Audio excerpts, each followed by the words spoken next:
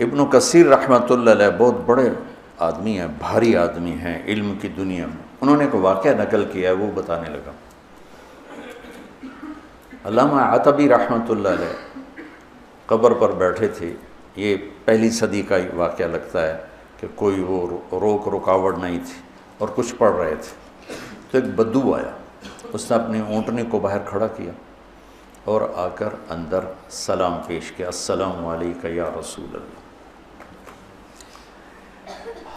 صحیح حدیث ہے کہ انبیاء اپنی قبور میں زندہ ہوتے ہیں، انبیاء اپنی قبر میں زندہ ہوتے ہیں،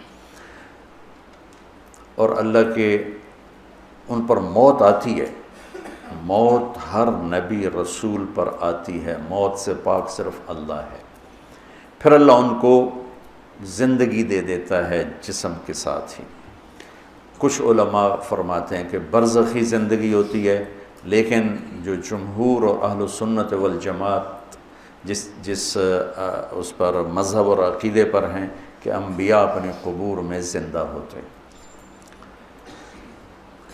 تو آ کر سلام پیش کیا اور کہنے لگا، یا رسول اللہ، آپ کے رب کہتے ہیں وَلَوْ أَنَّهُمْ إِذْ ظَلَمُوا أَنفُسَهُمْ جَاءُوكَ، اگر یہ گناہ کر کے آپ کے پاس آ جائیں، فَاسْتَغْفَرُوا اللَّهَ، اور معافی مانگیں اللہ سے، وَاسْتَغْفَرَ لَهُمُ الرَّسُولُ، اور آپ بھی پھر اللہ سے ہمارے لیے معافی مانگیں تو اللہ معاف کرتا ہے۔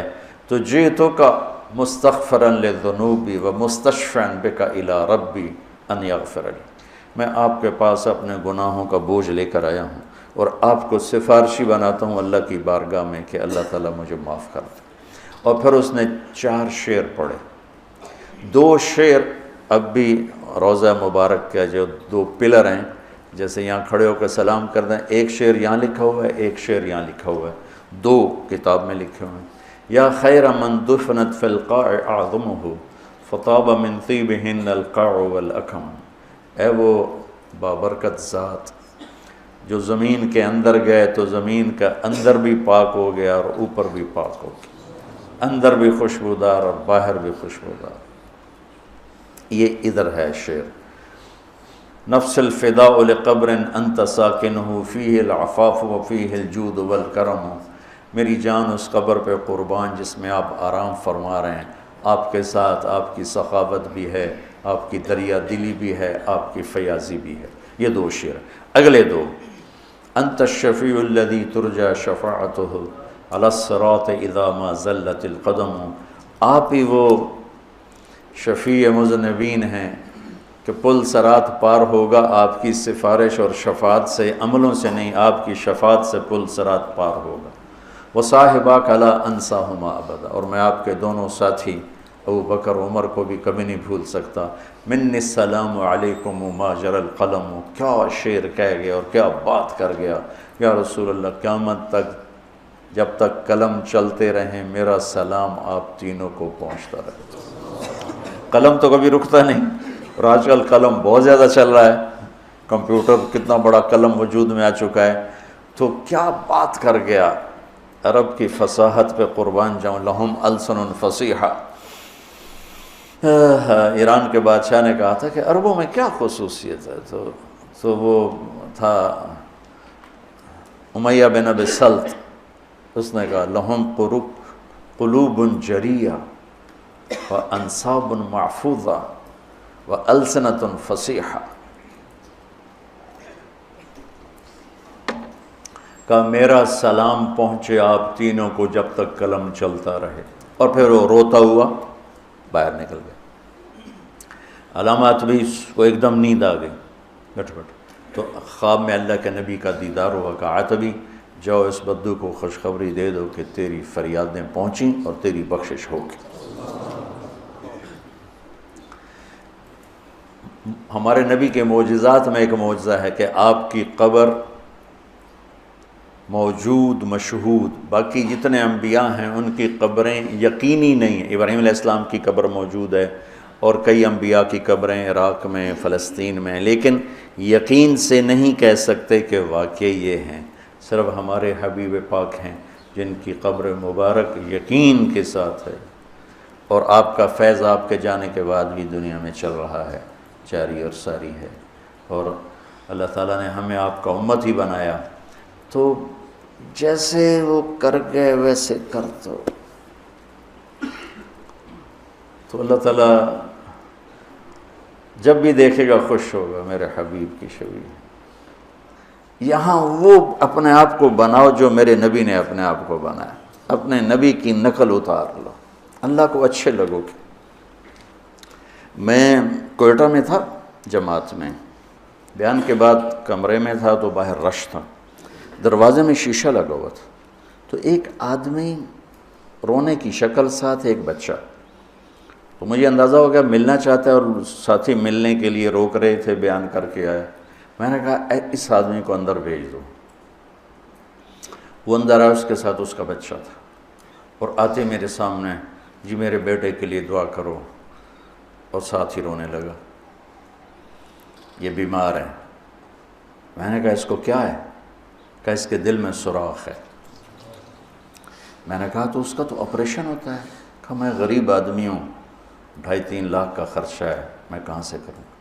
میں نے اس کے بیٹے کو دیکھا اس کے بعد، تو وہ مجھے بالکل اپنے بیٹے علی کا ہم شکل نظر آیا۔ وہ بھی چھوٹا تھا۔ آپ یقین مانے میں نہیں جانتا وہ کون آدمی ہے، کون، صرف اس بچے میں نے اپنے بچے کی شبیہ دیکھی، مجھے اتنا پیار آیا۔ میرا بھائی دل کا ڈاکٹر ہے، میں نے اسی وقت فون اٹھایا، میں نے کہا ایک مریض بھیج رہا ہوں، اس کا 1 پیسہ نہیں لگنا چاہیے، سارا اس کا علاج ہم کریں گے۔ ان کا ٹھیک ہے بھیج دو۔ اس کا صرف کوئٹے سے لاہور کا کرایہ اور لاہور سے کوئٹے کا کرایہ خرچ ہوا، باقی سارا انتظام کیا کس بات پر؟ میرے بیٹے کے مشابہ تھا۔ تو میں ایک چھوٹا سا آدمی ہوں، اور اپنے بچے کی شبیہ سے محبت آئی اور میں نے اس کا علاج کروایا۔ تو جب اللہ اپنے حبیب کی شبیہ تم میں دیکھے گا تو اس کو کتنا پیار آئے گا۔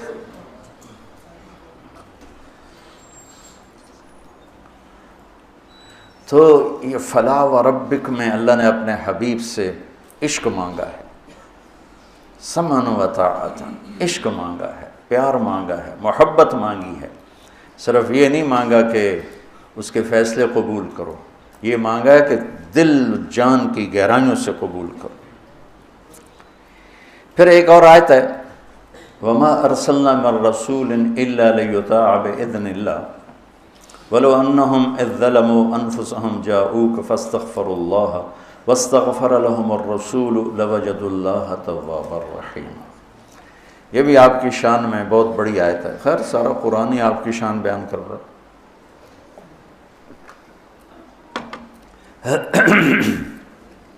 اللہ تعالیٰ فرماتے ہیں کہ ہم رسول اس لیے بھیجتے ہیں کہ اس کی اطاعت کی جائے،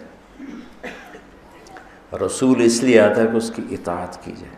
دیکھو میرے عزیزو، ایک قوم ایسی ہے جن کے لیے کوئی نمونہ نہیں، کوئی ان کے لیے کوئی ماڈل نہیں، کوئی آئیڈیل نہیں، تو جیسے بھی چلیں، جیسے بال بنائیں، جیسی شکل بنائیں، جیسا لباس پہنیں، ان کے سامنے کوئی آئیڈیل کوئی نہیں۔ ہمارے سامنے آئیڈیل ہستی ہیں، وہ ہے محمد مصطفیٰ صلی اللہ تعالی علیہ وسلم، میرے اللہ کے حبیب، حبیب، خلیل، کلیم، ایک ہی صورت میں۔ الم نشرح لک صدرک، موسیٰ علیہ السلام سے اللہ نے کہا اذهب الی فرعون، جائیے فرعون کے پاس۔ انہوں نے کہا رب اشرح لی صدری، اللہ میرا سینہ کھول، اللہ نے کھول دیا۔ لیکن اپنے حبیب کو اللہ تعالیٰ نے بن مانگے فرمایا الم نشرح لک صدرک، ہم نے آپ کا سینہ کھول دیا۔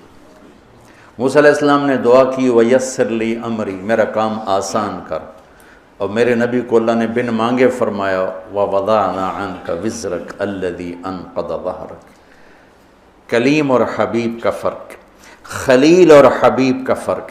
خلیل ابراہیم نے دعا کی وَجْعَلْنِي لِسَانَ صِدْقٍ فِي الْآخِرِينَ، میرے بعد میرا نام اچھی یادوں کے ساتھ گونجتا رہے، اللہ نے قبول کی۔ درود ابراہیمی ہر نماز میں پڑھتے ہیں۔ اپنے حبیب کو مانگنے سے پہلے فرمایا وَرَفَعْنَا لَكَ ذِكْرَكَ، ہم نے آپ کے نام کو بلند کر دیا، آپ کی ذکر کو بلند کر دیا بن مانگے۔ خلیل اسے کہتے ہیں جس کی محبت گڑ جائے راسخ ہو جائے، اور حبیب اسے کہتے ہیں جس کی محبت کی انتہا نہ ہو، چونکہ حبیب ہے حبہ سے، حب دانے کو کہتے ہیں۔ دانے کی صفت کیا ہے؟ ایک ڈالو 700 ہو جائے گا، ٹھیک ہے، پھر 700 ڈالو تو ہر دانہ 700 ہو جائے گا، پھر ایک دانہ ڈالو تو ہر دانہ 700 ہو جائے گا۔ تو حبیب اسے کہتے ہیں جس کی محبت کا کوئی سرا نہ ہو، کوئی انتہا نہ ہو، یہ حبیب۔ اور خلیل اسے کہتے ہیں جو ملاقات چاہتا ہو، اپنے محبوب کی زیارت چاہتا ہو، اور ساتھ کچھ عطا بھی چاہتا ہو، کچھ ہدایہ بھی چاہتا ہو۔ اور حبیب اسے کہتے ہیں جو صرف اپنے محبوب کی زیارت چاہتا ہو اور کچھ بھی نہ چاہتا۔ تو اللہ نے ایک ہستی بنائی، اور ہر شے میرے نبی کی محفوظ ہے۔ یہ واحد نبی ہیں جن کی چھوٹی سے چھوٹی ادا بھی محفوظ ہے۔ تو ہمارے پاس تو کوئی حجت کوئی نہیں کہ جی ہمیں تو پتہ نہیں تھا ہمارے نبی کیسے تھے، کیا کرتے تھے۔